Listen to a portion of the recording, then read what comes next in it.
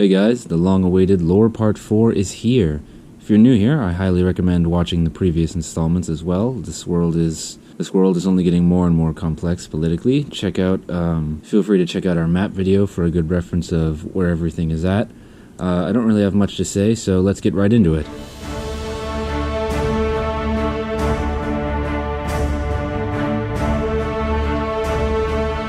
The construction of the Great Wall on Myreen had driven a rift between the players of the First World. It quickly came out that Dragon and the EDC had sold Highfish the dripstones and the buckets that he used to make the wall. Zippers confronted Dragon, demanding why he would have helped the High Castles divide Myreen. Dragon defended himself, saying, "How could I have known?" Unsatisfied, Zippers discouraged Dragon from future business with Myreen.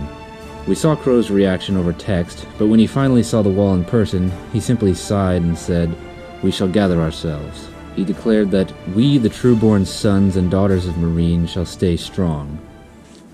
Food scarcity has always been a problem for the people of Monster Island. In an effort to combat this, Crow initiated several agricultural projects throughout the island. These farms were overseen by Lavender, who decided to build her own farmhouse just north of the tower. Luckily for Highfish, the Emmer's attention was quickly turned elsewhere. A death message appeared in the chat. Tatters was slain by Piglin. Tatters, squire to the Trident King, had been tending farms at Riversteel when he was ambushed by a Piglin, an individual from the race of pigmen that inhabit the hellish dimension, the Nether. The only way this could have happened is if there was a nether portal nearby. Sure enough, Quote had constructed this crude dimensional gateway right next to his house. Zippers then accused Quote of operating an unregistered nether portal.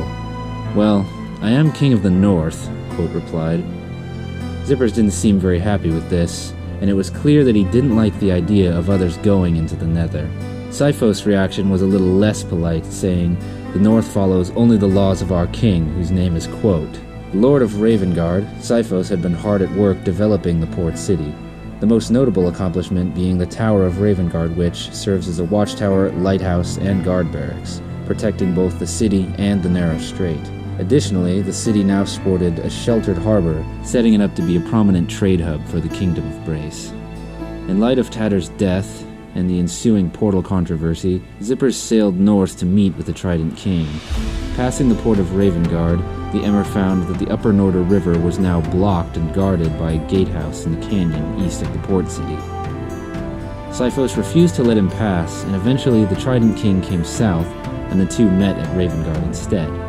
It was quickly discovered that the blaze rod Zippers had given Quote so long ago had never been intended as fuel, but instead had been used to craft Eyes of Ender. "Don't think I don't know what you're doing. This will greatly disrupt the balance of the realm. The greatest threat to the stability of the realm is Highfish High Castle."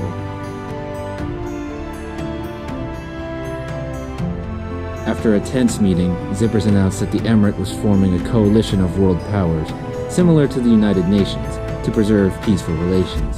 Quote, Branded, and Flooded were offered seats on this council. Shortly after, the central tower of the Emmer's palace was renovated into the Grand Council chamber, with a seat for each world leader. As a show of diplomacy, Quote sailed south to Tanis when the chamber was completed, and had another private discussion with the Emmer. After this, he even traveled west to Soto, meeting with Dragon in his new office at Sandhill Manor. This meeting was on behalf of Perseus, the Lord of Clifftown, who was seeking EDC partnership with a special project. When Quote left, Flossie, Dragon's right-hand man, sailed north with him. This marked only the beginning of the East Desert Company's ever-increasing involvement around the world.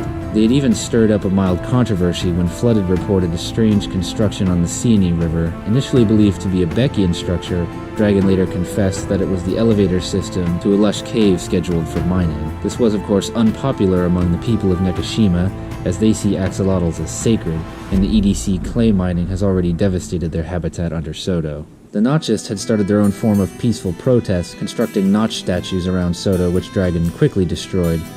Following this, at the Emmer's request, Dragon began looking into potatoes as a renewable emerald source, but in his own words, "It'll never beat Fortune 3 in a lush cave." Zippers tried not to take sides in this matter. After all, as the company prospered, so too did the Emirate. After earning favor and a modest amount of wealth from decorating the palace, Pandora applied for a building permit and requested this corner plot by the pyramid. She also submitted her design for review. Pandora had gained great favor with Zippers by decorating the palace Great Hall, and he quickly granted her request. And Pandora's villa was constructed over the next few days.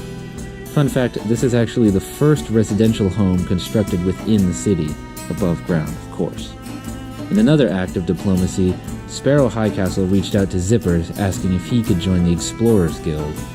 After consulting Branded, Zippers agreed but told Sparrow not to go too far as the trial chambers would soon be released. Sparrow said he was only going to explore this island, the nearest one south of Myreen.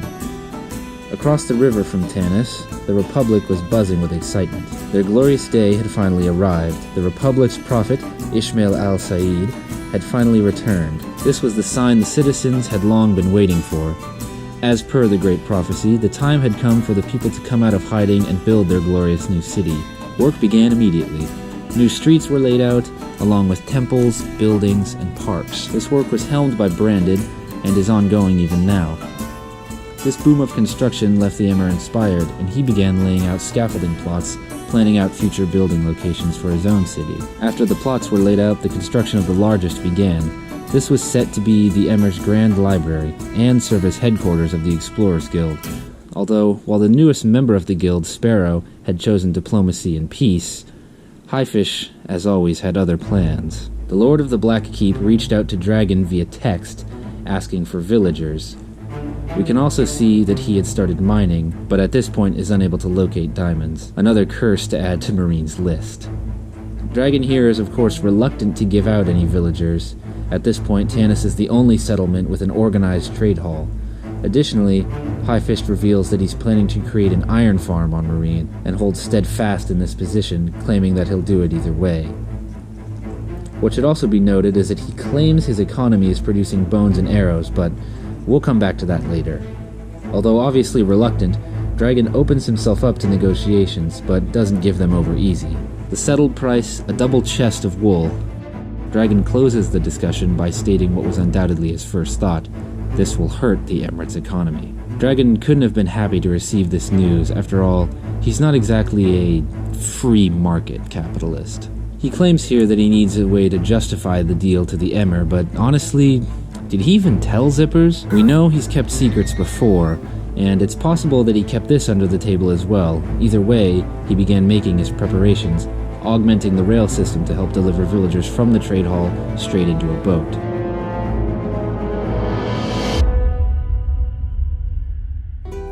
With a decent amount of time passed and Flossie still gone to the far north, Zippers dispatched Sir Davos to Clifftown to investigate. He returned with these progress screenshots of the construction.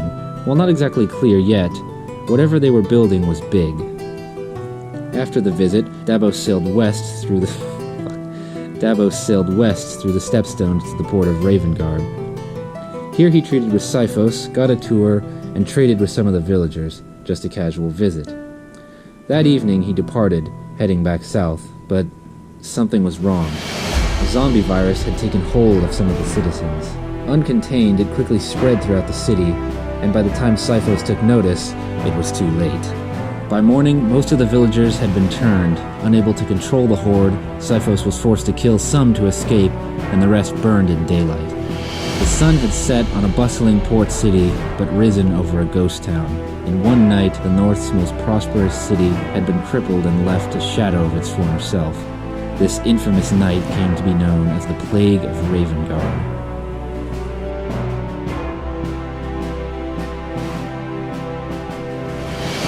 On the other side of the world, I said we'd come back to this text. In addition to the original spider farm, Highfish had stumbled upon a skeleton spawner while mining deeper in the mountains, along with a sizable cavern. Here they found Myreen's newest cursed water feature, aptly named the Wall of Water. Unable to get help from the Emirate, Highfish asked the Shogunate, and flooded sailed to the island the next day. They headed down into the mines to begin their excavation, but little did they know they were in for quite a surprise. As they were torching up the cave, a baby zombie in full diamond armor raced out of the shadows. Taken by surprise, Highfish was quickly reduced to a few hearts. Scrambling to defend their lord, two Knights of the Black rushed down into the caves, but their damaged iron armor was no match. Equipped with an enchanted iron sword, the zombie quickly cut them down. Luckily, they did enough damage for Flooded to overpower and kill it. though he himself lost 4 hearts. For once, Highfish seemed humbled slightly, no doubt shaken by how close he'd actually come to dying. After the skeleton spawner was completed, Highfish began using the bones to tame every wolf that he could get his hands on. He claimed to create a shield of dogs that would defend him from mobs anywhere he went. This, along with the skeleton and spider farms, began to generate lag, causing Flooded to leave the island. Additionally, armadillos were released in the middle of this, and Highfish gathered a crammed pen full of them to outfit his new pack with armor. While he initially tried to trade scutes to other nations, he quickly found himself following in the footsteps of his predecessor by failing to realize that nobody else has 50 dogs. All of this chaos in the south had caught the attention of Zippers, who left his new developments to visit Myreen. However, before he even got there, he stopped at this mysterious structure, which had grown significantly. As returning viewers may recall, this structure was also originally thought to be Beckian in nature.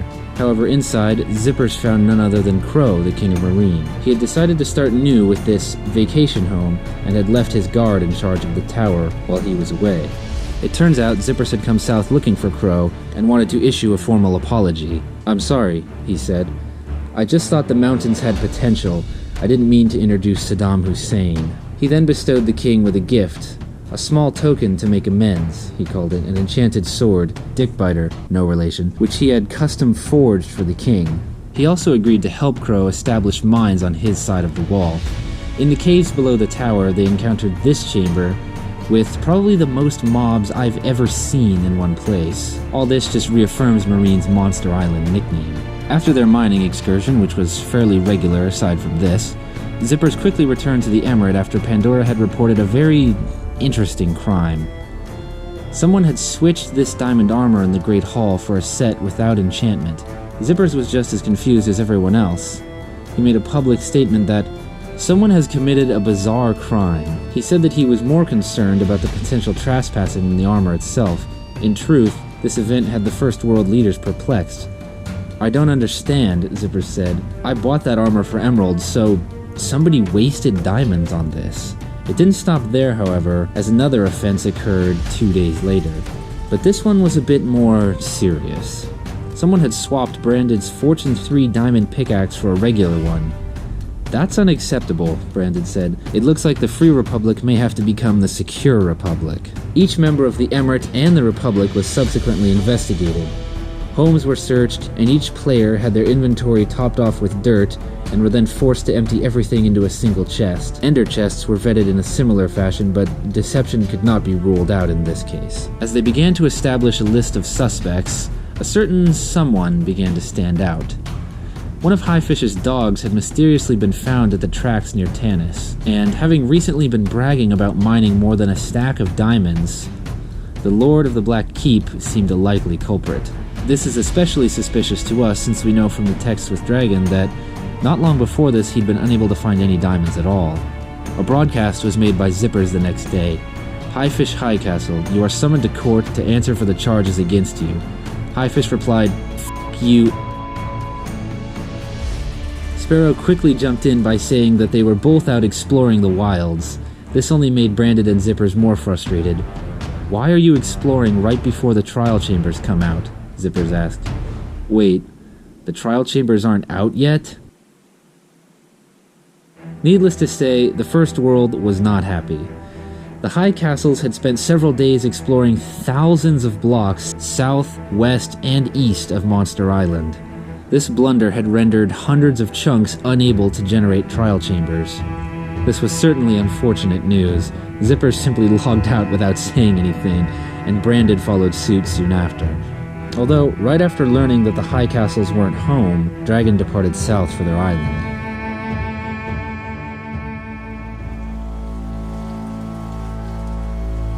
I have a gift for you, and a proposal.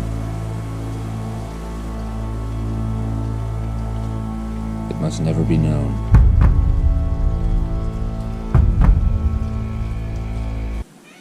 Whiskers, be quiet.